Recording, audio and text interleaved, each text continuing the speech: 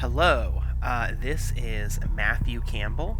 I am a writer for the Operation Deep Freeze expansion of The New Order, The Last Days of Europe. So I'm coming off of a bit of a cold here. What was I going to say? Alright, I just thought I would show off the mod, like, some of my friends and family and whatnot. And specifically, what I'd like to do is do, a short bit of a playthrough of the OAA, which is one of the playable nations, quote unquote. You can play as. So it's a strategy game, a grand strategy game, and I guess to be more specific, it is a mod for a grand strategy game, Hearts of Iron 4. But, anyways, the premise of it is that the Axis powers in this alternate history have won World War II, which means that Nazi Germany and Japan have replaced the Soviet Union as America's Cold War rival. And we're just going to sort of see what that looks like. The specific thing that I'm writing for is the Antarctic content, and that's why I'm showing off the OAA, which is an Antarctic base, co-owned by America, Australia, and New Zealand. So I'm just gonna play with the custom difficulty here. And then I'm gonna hit the start button and see what happens. Germany calling. Germany calling. It seems that the famous British resolve is but a distant memory. It's 8 o'clock, you're listening The to inevitable AFAN, McMurdo collapse Station, of your Antarctica. defenses. Heard locally, 100.1 FM, and over the rest of Antarctica on shortwave 6012 kilohertz. You're listening to American Forces Radio. Well, good morning, everybody.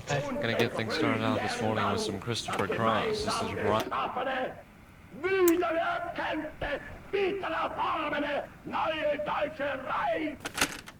Alright, so after all that radio chatter, there is a,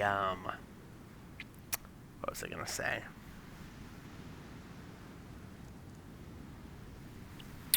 In the game, you can play a radio station, actually based off of what the radio at McMurdo Station in real life plays. Having said that, I'm going to turn that off for reasons. Anyways, so this right here is the game map. As you can clearly see, it is the Earth.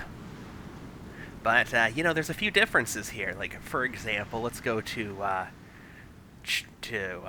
Europe, and what's wrong with this picture?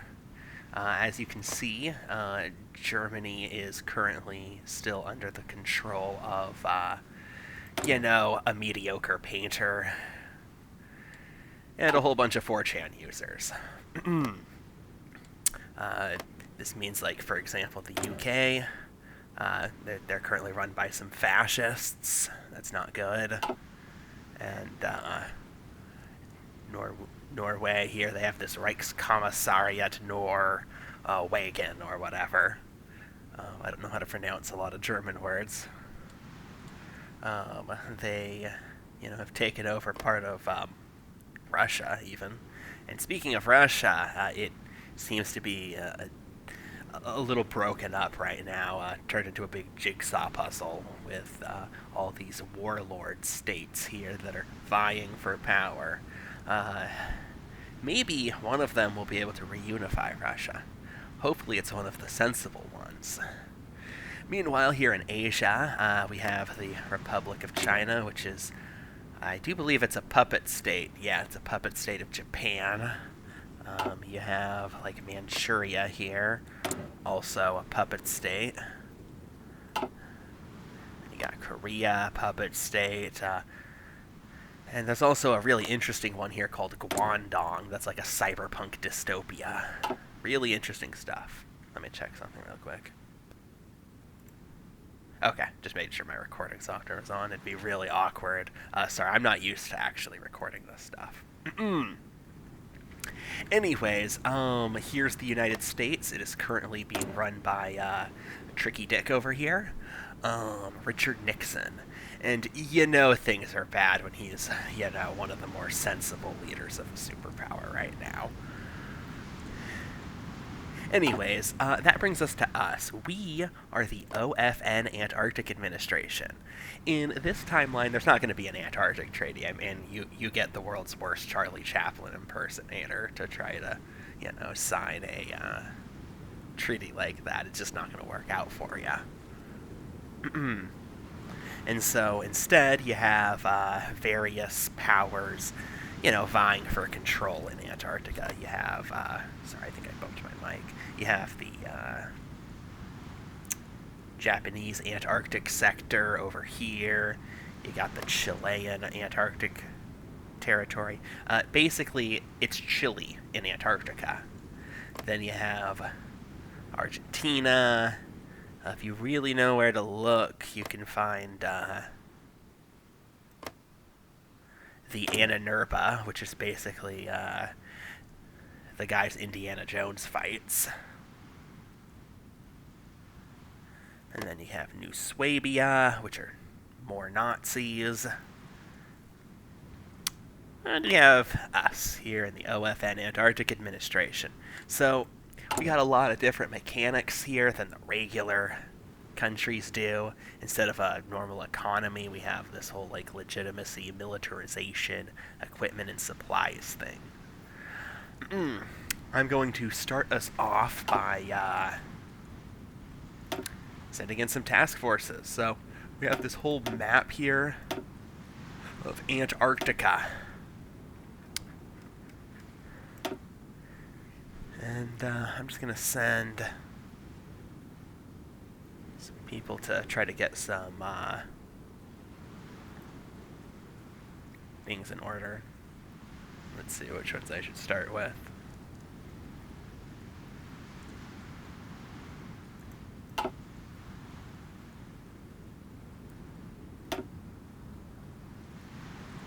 I'm going to increase patrol rates to increase my militarization.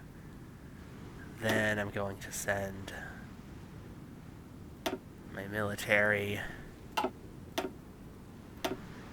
into New Swabia's turf.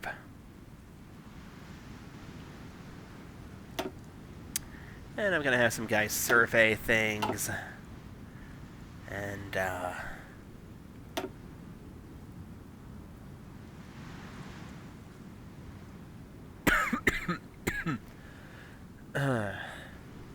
sorry.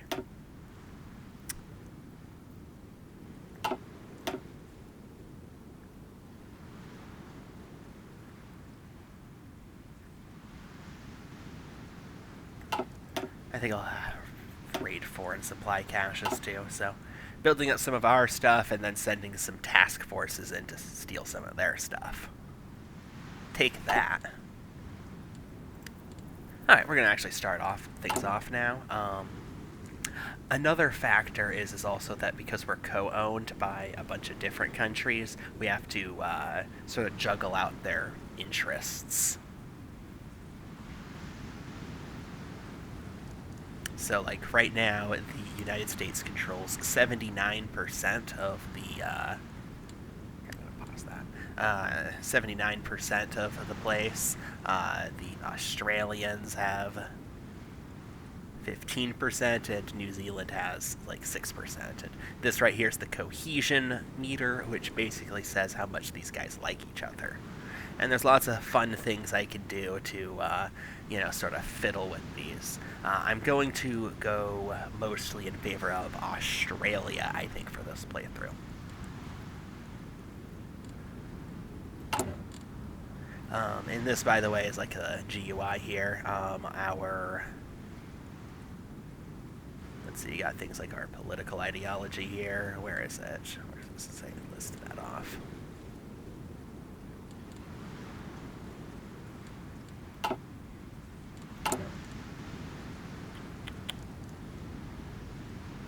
Well, we're a member of the OFN, which is this setting's equivalent of NATO. and we are an Antarctic administration. That is our political ideology, if you will. Basically, we are paternalism is what it's called. Basically means like you're not like a dictatorship or anything, but you're a bit more authoritarian than total democracy, since we're a military base, and things are relatively apolitical when you're just running a bunch of bases on a lot of ice. Okay, well, anyway, turning the gameplay back on. A lot of this, I'll admit, is pushing buttons and reading, but you do get some interesting things. So this right here is an event. They tell cool stories, and these stories were the thing that I was helping write. I didn't write this one specifically, that was someone else. And this one is about the exile, which is sort of a symbolic representation of the spirit of Antarctica. Fire on the ice. In ages long past, the exile had known many kinds of fire. In the time of the great bombardment, it had known the molten blood of the earth as the crust heaved and cracked under the vicious assault of meteorites. In the time of the giant insects, when the exile's back was lush and green, and the air pure, the smallest spark had ignited walls of flame that raced across the land. Cycles of blazing death and glorious rebirth marked the passage of aeons. After the exile was cast south and clad in ice, the wood and copper boats came to its shores with fire born from coal and oil. The fires were a spluttering imitation of their forebearers, too small to take life, barely enough to sustain it. But today there was a new fire, of a kind the exile had never felt before. It was as if the fundamental laws of nature had been subverted. Matter buckled under its own weight, shedding rays of light brighter than the sun, searing all that fell beneath it. Gray-clothed interlopers toasted their own genius, unaware that their creation had been seen by unfriendly eyes. A lonely grouping of snow-crusted watchers observed the second sun intently. Before long, they shuffled through the snow, eager to report what they'd seen to the other visitors. A flag of blue and white waved against the cloudless sky, a blazing torch at its center. A new kind of fire.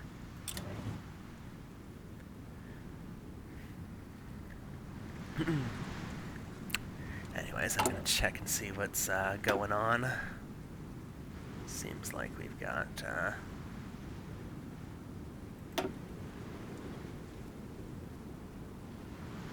task force still doing their thing. It'll take a while. Okay, I get it. Oh yeah, the Nazis also are controlling a very large chunk of Africa here. The whole center. That's not good. There's also the Union of South Africa. They might come up in the story eventually, fun fact. And here's another event. I for photography. The three men seated around the McMurdo conference table stirred uncomfortably as William Rip Robertson showed them the photographs he'd taken with his team over the last few days. Embedded on a mountainside, Rip had had a perfect view of the detonation of a Nazi atomic weapon. The devastation wrought upon the Antarctic landscape made an impression on all assembled. "You're sure no one saw your team?" Vice Admiral Rayborn asked Rip. "The agency didn't send me here for my eye for photography," Rip replied with a smirk. "What's the yield?" G'day, mate. "What's the yield compared to an American device?" Howard Beale, head of the Australian division of the OAA, asked. "On par with many of ours," said Rip. "It seems the Germans have kept pace with our progress, perhaps surpassing us in some regards." Edmund Hillary, chief of the New Zealand Antarctic Research Program, cocked an eyebrow. Surpass? Given reports from Langley and what my team observed, it seems the Germans are entering a new phase of nuclear development.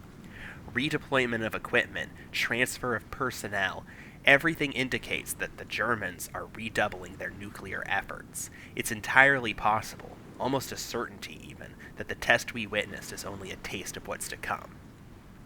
I must communicate these findings to my government immediately, said Beale as he rose from the table. Indeed, this is dire news, echoed Hillary. Rayborn pensively gazed at the photographs of a despoiled landscape, glancing up to dismiss the spook before him. Thank you for your report. Are you certain your team can maintain field readiness in case of another test? Rip stood up from the table. I have my top men on it. Top men. Alright, this probably owes an explanation.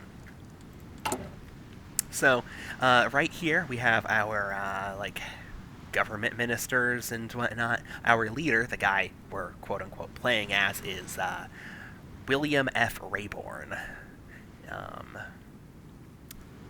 And the head of government, like the vice, I think that's like the vice president or something. I'm not really sure what that means. In contrast to head of state, but we have James R. Reedy as our rear admiral. We have Herman Flegger as our main representative from one of the main representatives, I think, from Australia. We have Howard Beale, definitely the main representative from Australia, and we also have William Rip Robertson in charge of security. The three big guys are, us in charge of the U.S., William Rayborn. Then there's Hillary in charge of New Zealand, and Beale from Australia. Edmund Hillary is an interesting figure. In real life, he was one of the first people to climb Mount Everest. He's either the first or the second. He climbed up there with a guide whose name I can't remember. One of the people native to the area around it. And they didn't want to... basically, they wanted to split the credit, so what they did was they didn't tell anybody who was up there first. So they could just say, well, it was definitely one of us. He also went to the North Pole and the South Pole in real life, and when he went to the North Pole, he actually took Neil Armstrong with him. They took like a selfie there of them planting a flag in the North Pole. There's a lot of badassery in that picture. Anyways, let's get going.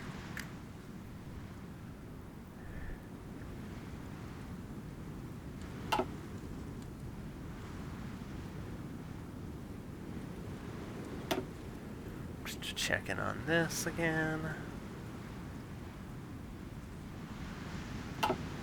What I am going to do is pop open these decisions right here, see if I can do anything that can help cohesion. I can construct Australian outposts. I'll push this button. So, basically, I'm working here with Beale to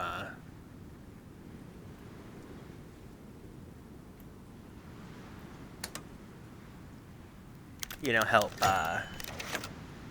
get some things I need and hopefully build more cohesion between the three countries. Alright, so disunity. McMurdo Station disunity. McMurdo Station was the closest one got to a city in Antarctica, capable of providing shelter and even a measure of comfort for several thousand souls. As opposed to older bases, McMurdo featured a number of interlinked, insulated corridors and tunnels, allowing one to walk from one end of the base to the other without ever feeling the cold. A walk that the leader of the Australian research program, Howard Beale, appreciated. Nuclear power changed Antarctic exploration, allowing bases to be virtually self-sufficient in terms of energy. bases of the future might even be able to grow enough crops that they didn't need to rely on resupply at all, or so Beale, a proponent of all things nuclear, had hoped.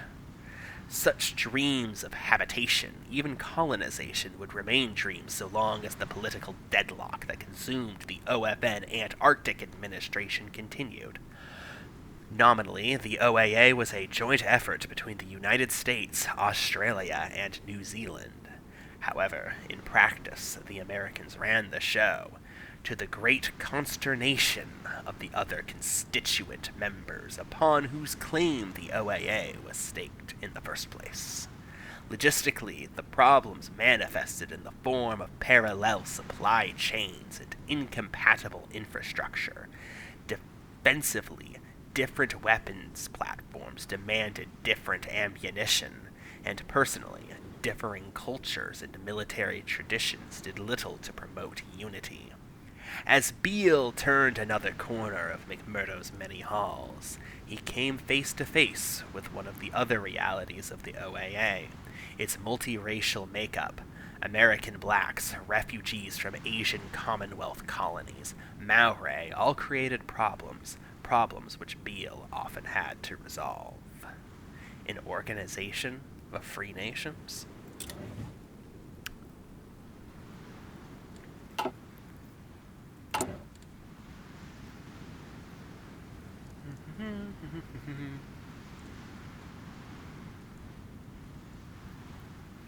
I have quite a bit of militarization, so I'm going to see if I can work with that Hillary guy. Hillary is a pacifist, so working with him means cutting back on militarization. So, let's see.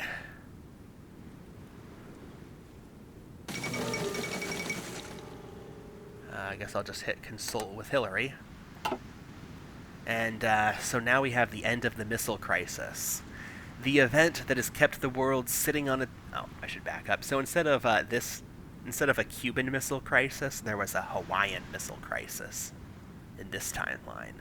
So, the end of the missile crisis, the event that has kept the world sitting on the edge of its seat for several months, has thankfully finally come to an end today, as the United States and Japan have reached agreement over the Hawaiian missile crisis, while the USN, First Fleet, and the IJN have now been in standoff around Hawaii for months now.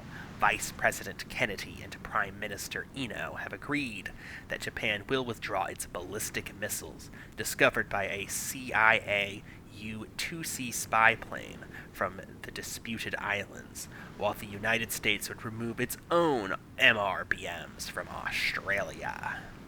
This has been a massive diplomatic coup for Vice President Kennedy, who negotiated the deal, while world press has largely criticized Nixon for his lack of action in the negotiations. We've staved off midnight for now.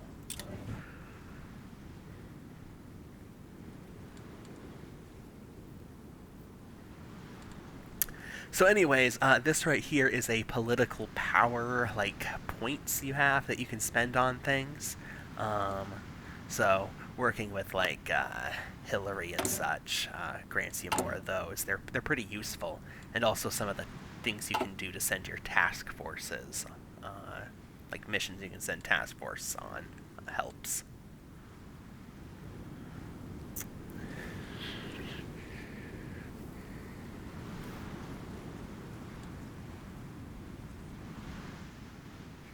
So if you look over here, you'll notice vaguely that there's this going on.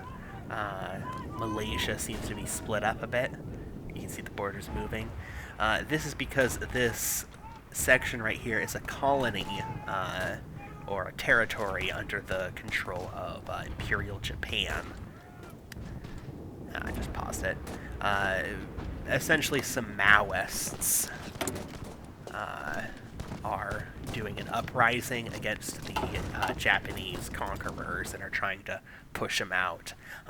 If we're lucky, we'll actually be able to help them out in that matter.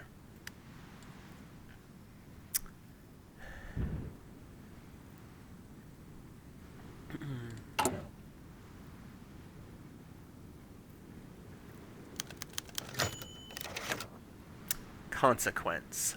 Vice Admiral William F. Rayborn wondered if Vice Admiral William F. Rayborn wondered if this was the life all men of achievement eventually came to, being placed so highly that it was impossible to feel the consequence of one's decisions. Back when he served on and eventually commanded carriers in the Pacific, he could feel the effects of his choices, see the implications with his own eyes. When he oversaw the development of the Polaris missile, he could see the beast taking shape before his eyes. Every management decision taken was reflected in the work, but the cramped office at the heart of McMurdo was the furthest thing from the bridge of a carrier or a missile silo. Rather than sea swells, waves of paperwork rolled at him. Instead of sending naval bombers into battle, he sent aides to and fro. Reports of German and Japanese transgressions, Australian supply manifests, and U.S. submarine patrol routes through the Indian Ocean all crossed his desk. Unless, of course, his office was being used by the Australians and New Zealanders to argue who had jurisdiction over this or that. Politics. Nothing else put Rayborn further out of his comfort zone than dealing with tight-fisted bureaucrats. This job in Antarctica was his reward for ensuring Polaris was operational 4 years ahead of schedule. He was only a year in, and he was anxious about the future. Antarctica was an utterly alien place. He had only just begun to grasp its vicissitudes, whatever that word means. Two things made this place dangerous: man and nature, and both were arrayed against him. And the struggle had only just begun. Alright, hope you guys like my dramatic readings of this.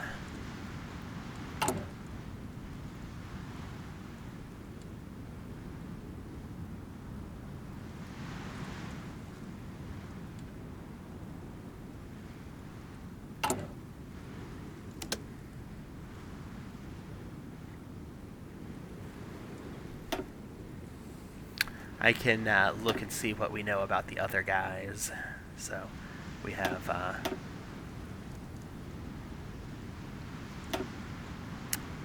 the Japanese here. They have we know what their legitimacy is. It's pretty low. We don't know about their militarization or supplies. We know a bit more about the Nazis. They've got this much militarization. We don't know what their supplies are, though. Chile, we know just about everything we need to. The Polar Times, the Reich's last conquest. On the 19th of January, 1962, Eberhard Kolnar became the first man to ever land on the moon, while the space race has been a struggle between the Reich, Japan, and the USA. And while the Americans had managed to put the first man in space, the Führer was proud to announce that the German landing firmly plants the Reich as the victor in the competition. A grand ceremony is planned in Germania to present Kolnar with his fellow astronauts with the Iron Cross, and a week of celebration has been declared across the Reich.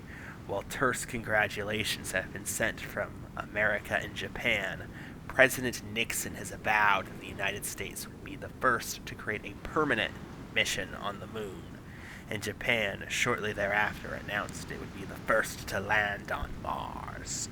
Has the space race been won?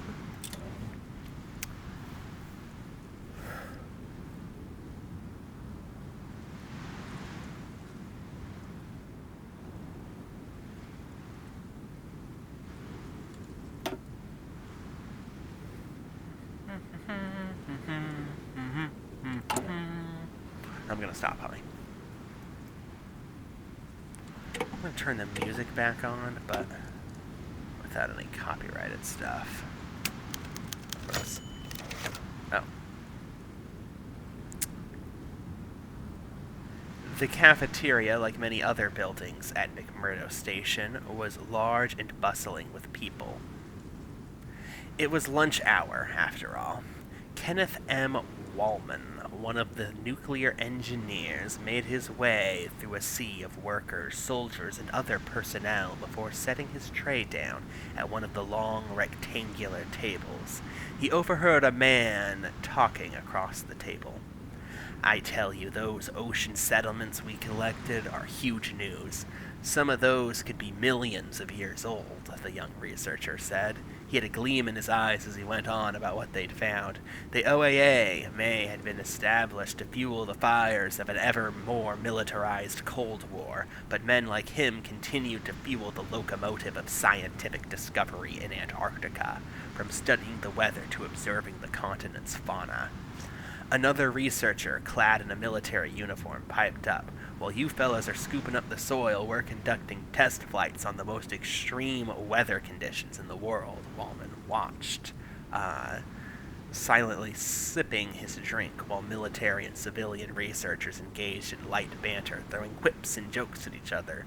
He knew more than anyone there that the global powers had much interest in the research conducted on the frozen continent, especially anything pertaining to nuclear energy. "Hey, no matter what we are all doing," said one scientist, "it's certainly more interesting than whatever the guys back home are up to." To that, the whole table cheered. Regardless of their goal or background, every researcher at McMurdo Station knew one thing. They were pioneers, and that was exciting to every single one of them. At least we can agree on something.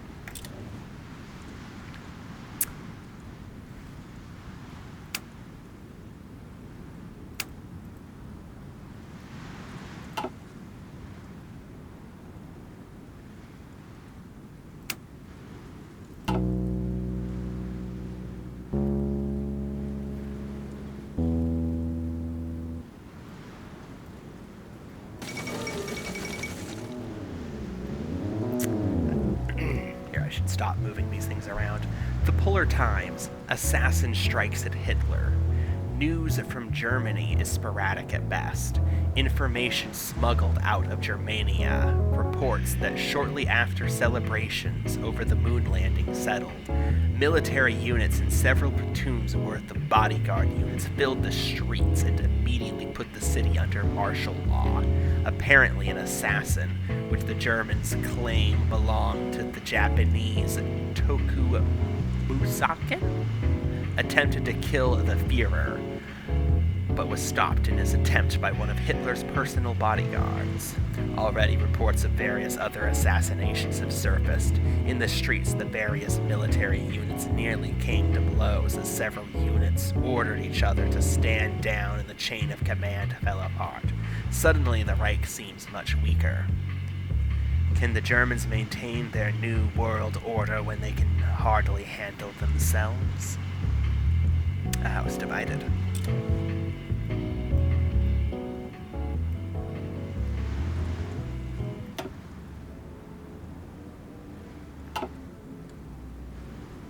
So yeah, there's going to be some bit of a kerfuffle going on in Germany at some point. You'll see.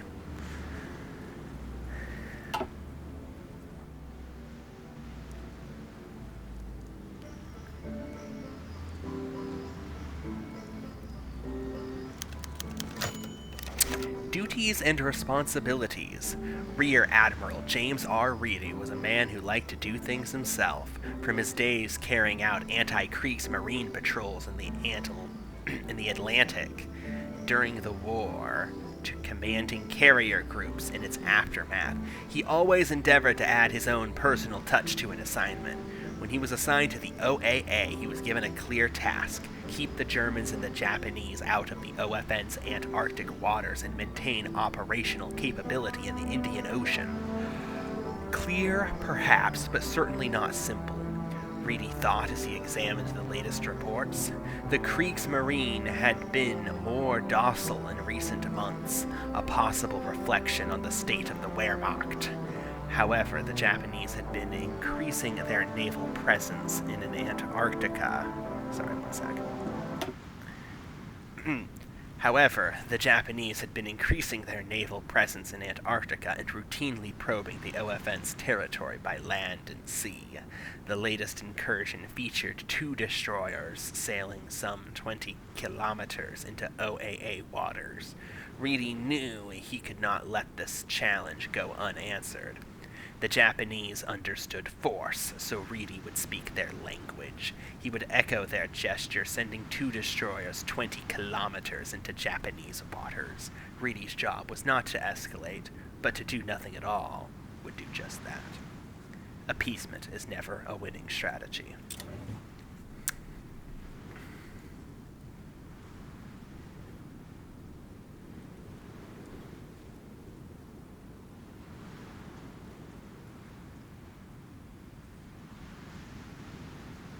Oh, it seems some of my guys over here have finished their jobs. Let me see. I've got quite a bit of militarization. Ah. Alright, so this event here is going to need some explanation. So, Hitler had a bit of a falling out with Himmler, who in real life was a particularly... Himmler was the guy in charge of the Waffen-SS specifically. In this timeline, he was put in charge of a country called Burgundy, specifically to basically keep him busy so he doesn't try to do a coup. He attempted a coup once in this timeline, and for whatever reason, Hitler decided to distract him by giving him a little bit of a country to make sure that he doesn't become a threat. I don't quite recall what the explanation is for why he didn't just shoot him. Anyways, the main link between the Reich and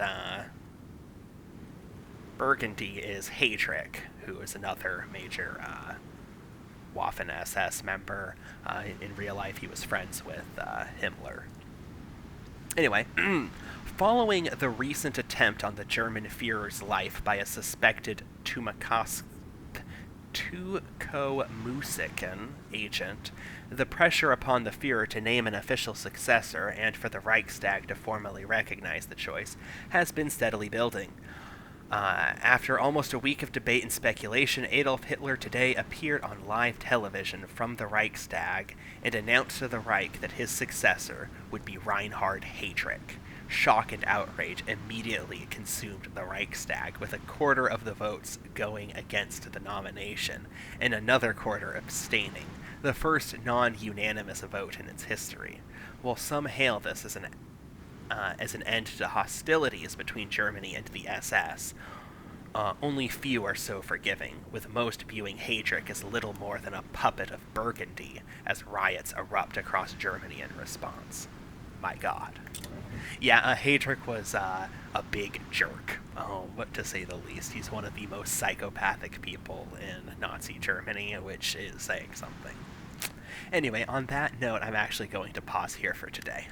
I hope you enjoyed it. I'll continue this eventually if people like it. And yeah, have a good time.